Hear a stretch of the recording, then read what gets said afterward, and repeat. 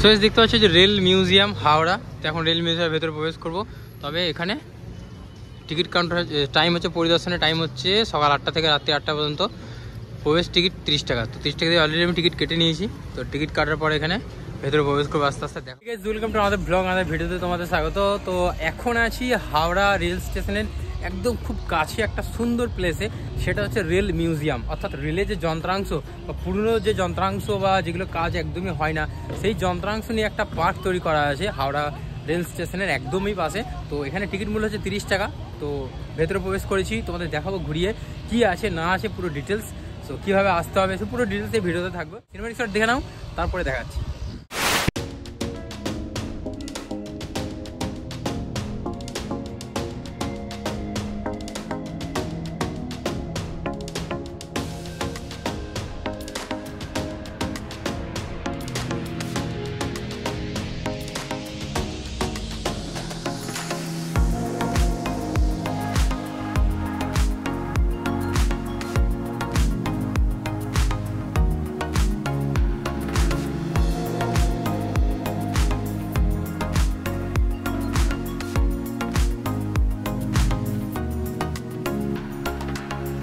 ইঞ্জিনটি এটি কিন্তু আমাদের ভারতবর্ষে প্রথমে ছিল না, এটা ছিল পাকিস্তানে প্রথমে ছিল। যখন ইন্দো পাক যখন যুদ্ধ হয় তখন এই রেল ইঞ্জিনটি আমাদের ভারতে আসে। আর এটি ব্যান্ডেলে রক্ষিত করা ছিল, সংরক্ষণ করা ছিল ব্যান্ডেলে, আমাদের ব্যান্ডেল ইয়ার্ডে। তো এখন এখানে রয়েছে রেল মিউজিয়ামের।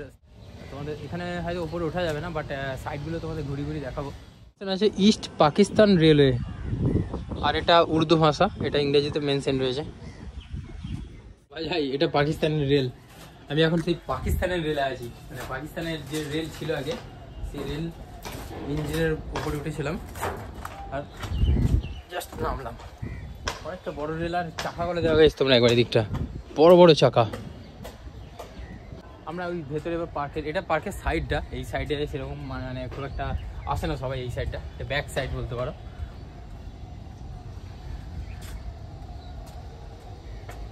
এটা হচ্ছে এটাও পুরোনো দিনের, এটা আমি দেখি। আমি যেটা ভাবছিলাম যে ভেতরটা কেমন হবে, না সত্যি বড় পার্ক, অনেকটা বড় পার্ক।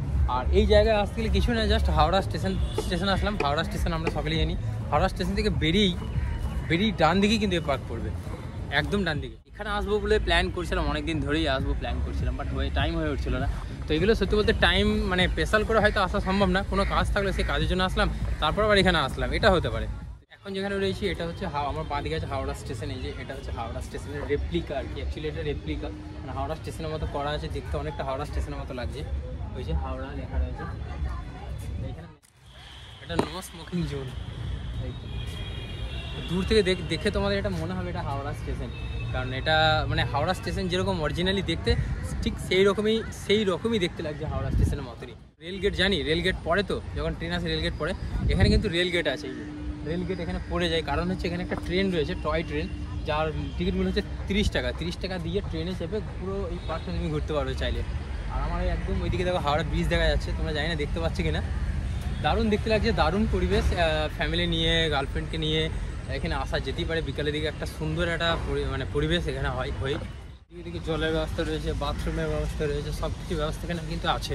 এমনটা নয় যে নেই, এরকম নেই, এখানে ব্যবস্থা রয়েছে। এটা এখানে পুরোনো দিনের যন্ত্রাংশগুলো এখানে রাখা রয়েছে। প্লাস প্লেন বিয়ারিং হুইল, এটা আচ্ছা স্পোক হুইল, এটা স্পোক হুইল। এগুলো সত্যি বলতে এগুলো নামও জানি না, আর জানা সম্ভব না। আর যাদের ইন্টারেস্টেড থাকে তারা হয়তো গুগলে সার্চ করে দেখে নেয়, বাট লাইভে সচরাচর দেখা যাবে না। যেমন এটা হচ্ছে এনজি স্টিম লোকোমোটিভ হুইল, এটা হচ্ছে ডিফারেন্টাল হুইল। আচ্ছা আয়রন ক্যাশ শেফ, ওটা আয়রন ক্যাশ শেফ, কিন্তু ভালোভাবে দেখা যাচ্ছে না। আচ্ছা ওটা আয়রন ক্যাশ শেফ। এটা হচ্ছে ল্যামিনেটেড বিয়ারিং স্প্রিং। আচ্ছা এটা উইঙ্গিং মেশিন, গাছে ঢাকা পড়ে গেছে।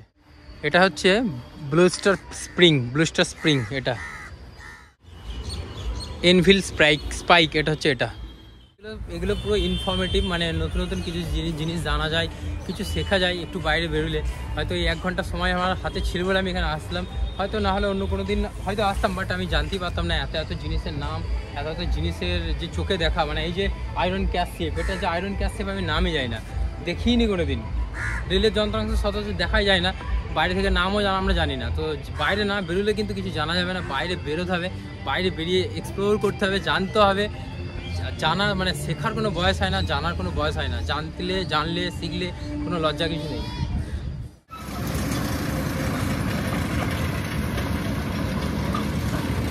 আমি ভাবছিলাম যে অনেকটা সেই দার্জিলিং একটা ফিল আসছে।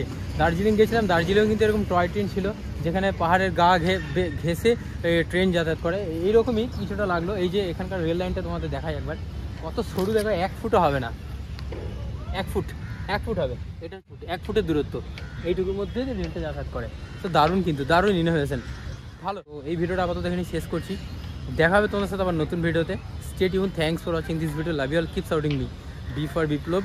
আর শেষে একটা কথা বলবো, যারা এত সাপোর্ট করে এসছো এই চ্যানেলকে, এইভাবে সাপোর্ট করতে থেকো গাইজ, কারণ এর পরের স্টেজে বিশাল কিছু আসতে চলেছে, এই চ্যানেলে বিশাল কিছু হতে চলেছে।